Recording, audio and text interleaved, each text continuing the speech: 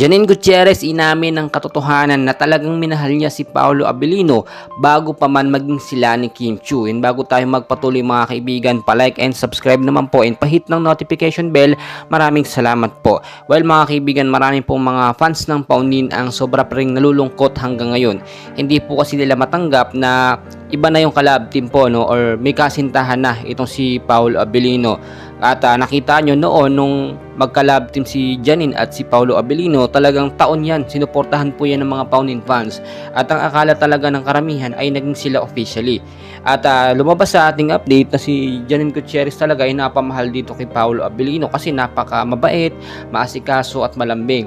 Pero yung pala, wala naman intention talaga na manligaw, no, or maging official na sila. Si Paolo Abilino na po mismo ang umaayaw, no, or walang gusto dito kay Nini Janine Gutierrez. Kaya napakasakit po niyan para sa mga fans kasi parang pinaasa lang po nila.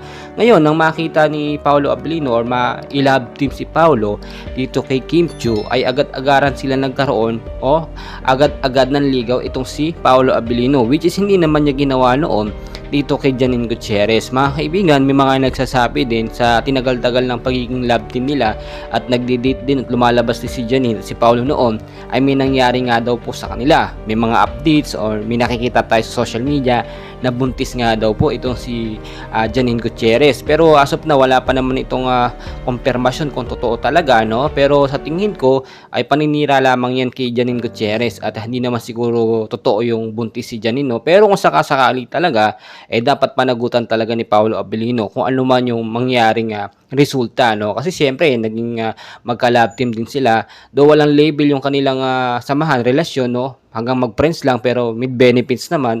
Siyempre alam naman natin na pamahal si Janine kay Paolo Abilino. Well mga kaibigan, patuloy ko kayong i-update and please huwag kalimutan mag-like and subscribe. Maraming salamat.